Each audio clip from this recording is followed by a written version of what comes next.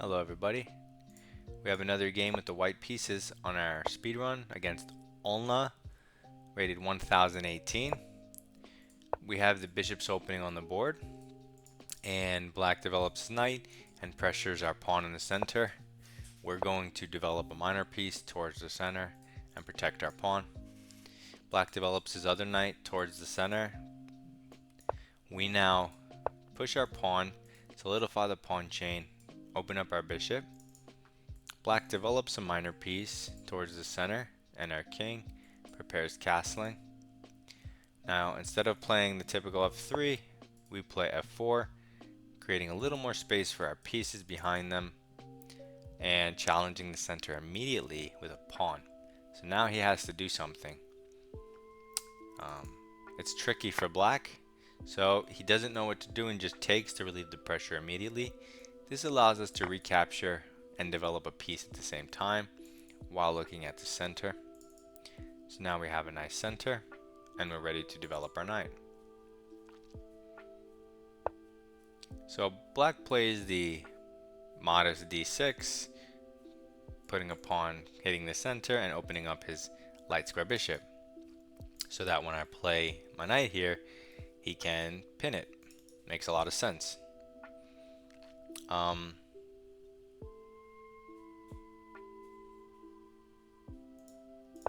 Okay, well, we'll let him do that. We'll just bring our knight out anyway and say pin it if you must. And maybe he will. If he does, that's not a problem because a pin is not a, it's just a trade if he takes. So black, instead of pinning, moves the same piece twice, but it does come for free in the sense it hits the bishop. What do we want to do with the bishop? There's no reason to give him that trade. If you want the turn back, you can counter tempo the queen. So I do want the turn back, so I'm going to counter tempo the queen. And the only way he can get the turn back is by playing f6. But I like this because that would let me move my bishop back, and he would have this weakness on the light squares, right? So he didn't do that. And instead he moves the knight back. So basically he gave me a free pin and it's my turn. So this whole knight on the rim thing, it made no sense. He didn't accomplish anything. And now that I have this pin and it's my turn, that's really bad for him. Because once your bishop's on c5 and your pawn is on d6, you can never go back. Which means that it's going to be really hard to break this pin if I jump my knight in the center and add more pressure. Black completely ignores what I'm doing and the threat that I'm creating. And the threat is that I'm going to take this piece and he'll have to take with the pawn. And once he does, so for example here, his king is opened up. Now do we want to give up the knight or the bishop? I think I'm going to give up the knight to just make room for my other bishop, and so that bishop h6 comes with tempo. So I know I'm not castling because black, I have tactical opportunities and concrete things that are good for me that I'm calculating. So you take the knight, he can't take with the queen, so he has to take this way. This now opens up an avenue of attack towards his king, but he's hitting our bishop. So we're just going to move our bishop out of the way with a tempo on the rook, but also slicing these dark squares from his king so his king can't move. Now that his rook moved, it undefends this square, which is currently being targeted, so things are coming together. If only we could get our queen here in one turn, but we can't. Fine. So there's no reason to force it or to rush. It's just a long-term thing. Like if you try to jump your knight to the side immediately, you then release control over these squares, so then his knight can jump in. So that, like I said, there's no reason to rush anything. These squares are very good for his pieces, and the center, I'm thinking c3 really controls the center, helps against his pieces, and it has the potential for a future d4, which would then cut off this diagonal, which is maybe his asset at the moment. So he goes here. Maybe it prepares to hit my bishop. Maybe it prepares an escape square for his. If you push now, this central pawn is hanging with check. So we don't want that, of course. Yes, we don't want that. What do we want? Well, I would like to get castled at this point.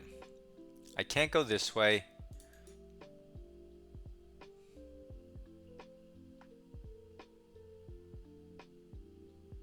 So, I kind of don't want to castle queenside either.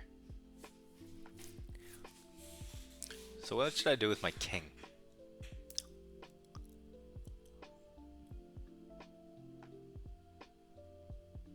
It's a good question.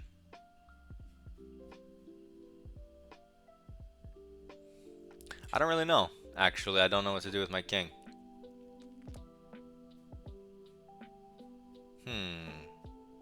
I guess I'll go queenside. Okay, so how do we do that? We move our queen.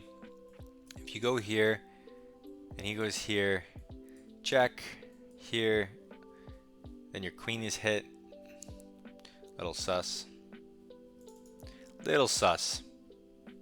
Maybe I can hide my king on d2. I think that's what I'm going to do. It looks a little suspicious if I'm being honest, but it might work. I don't see a way for him to open up the center. He can try this, but that just weakens... What does that weaken? I guess I could... I mean, even if I do put my king here, it doesn't have to be this turn. Huh.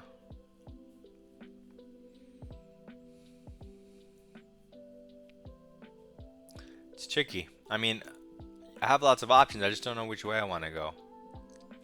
I'm taking way too long on this move, though. That's for sure. But it's interesting. I feel like...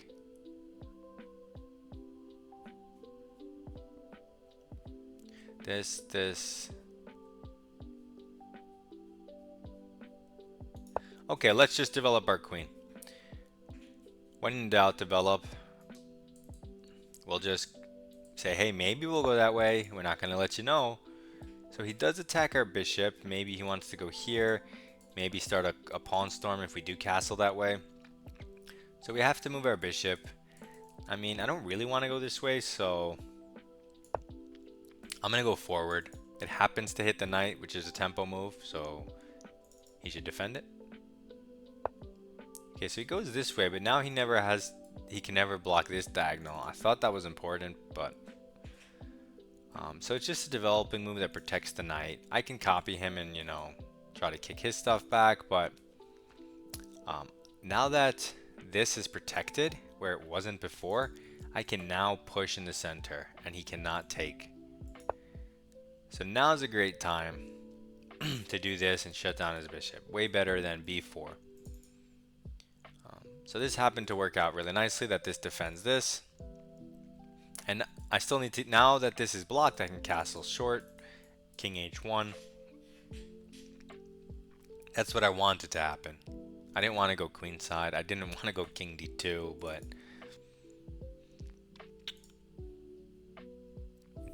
and now that I got this move in, now everything looks kind of overwhelming because of my super strong center.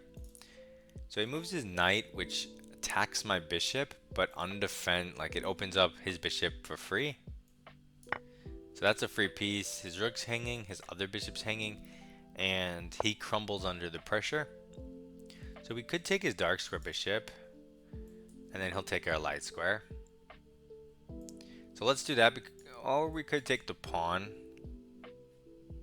I guess we'll just take the pawn, because then he has to move his bishop. Although if he moves it here, my bishop's trapped. You could get it out, but that's all the pain. Let me just take this bishop in the center. Okay, so I took both of his bishops. His knight, he dominated all on his own without my help. And now I can castle. So before I do anything crazy, let me get my king out of the way. And now I feel much better with my rook staring down the f-file. Connected. I'm up a piece, so that's just a free piece right here. So he takes the pawn, but this offers a queen trade, and I'm up a piece. So piece trades can't be good for him. But that doesn't mean I want to be the one to trade. Meaning I should, if anything, go rook d1 and develop, and then he can trade. But I don't even want to give him my queen trade because of the exposure of his king. So I'm going to go queen f4 because these are essentially checkmate without the knight. The knight has to block. But maybe we can do something about the knight or prepare h4, h5. So it can't do that. And then I can put my rook here, and instead of queen trading, he'll have to move. Also, this is hit with checkmate threats. So he jumps here prematurely, not prematurely, preemptively, attacking my queen. This pawn is not hanging yet. Maybe you could pin the knight, but I'm just going to go up one to a light square. He can't attack me because of this. He can only offer like more queen trades and stuff. But then that would hang this pawn. So it's hard for him to come up with a plan. This rook's stuck. He needs to move this pawn or move the rook. He moves this pawn, but that misses the boat. I mean, it does create a square here, but who cares? I just get free development in for that, right? I get my last piece in for free against his queen. His queen stays in contact with this pawn and threatens this pawn. So that's nice. I don't know, this move in the center looks kind of nice because our knight's kind of dominated here. So let's improve our piece. It's on a protected square.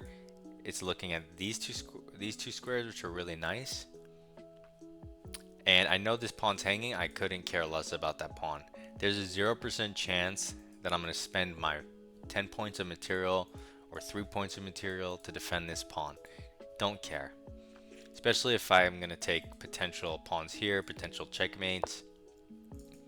So he moves his rook. Not sure what this does because my rook's protected behind it. So it's not like I'm hanging anything.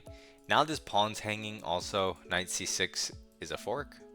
But, well, there's no but. Knight c6 is a fork, and what does he do? Hits the queen. This doesn't work because this comes with check.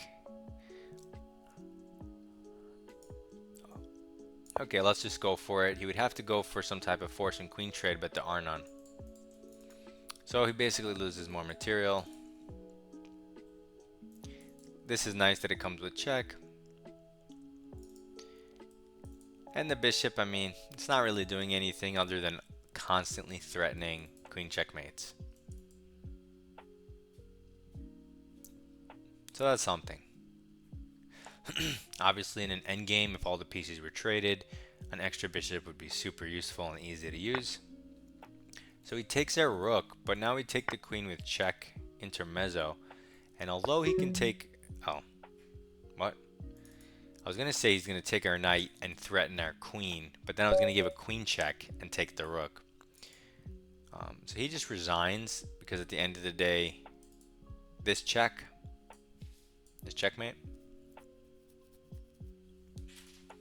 So if we go through the game, we have center and development. Development and center. Development and center. Center and development. Center and development. Forced move, development, center. Development, center. Bishop's hit, forced move. And I don't mean this square, you could have moved it to other places, but you gotta do something with your bishop. And now, not center, not development, not king safety, improving a piece for free because we see the mega threats it comes with, right? Now, if he could just put a bishop here, that would neutralize everything, but he can't. Clearly the best option to do this. Free move.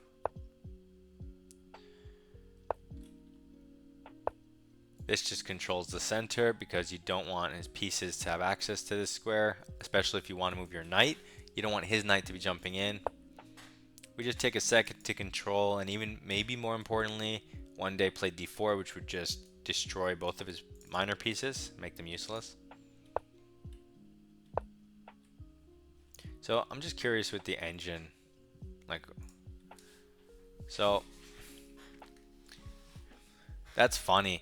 They're saying even push now because if he gives you this check, you just block it, like you just gave up a pawn.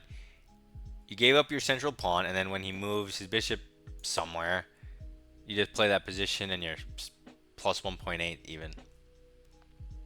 Just because it's so weak, the king's weak, you're going to get your queen to the g file someday. But it's unnecessary to give up that pawn. It's just a move that they have in the top 5. That's pretty funny.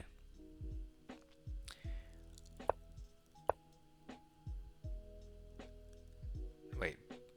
Oh yeah. This was just a huge blunder because of all the light square weaknesses it creates. What moment was I thinking what to do?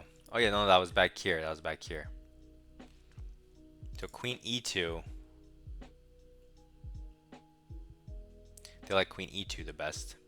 And king f1. So I was thinking, like, what should I do with my king? They even have king f1 as an option. King f1. I wanted to put my rook here, though.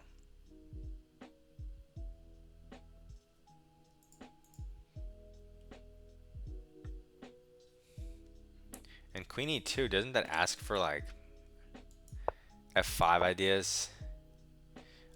They're saying you can ignore them because of this pressure. Bishop e6, takes, and then queen h5. So that's the difference between d2 and e2.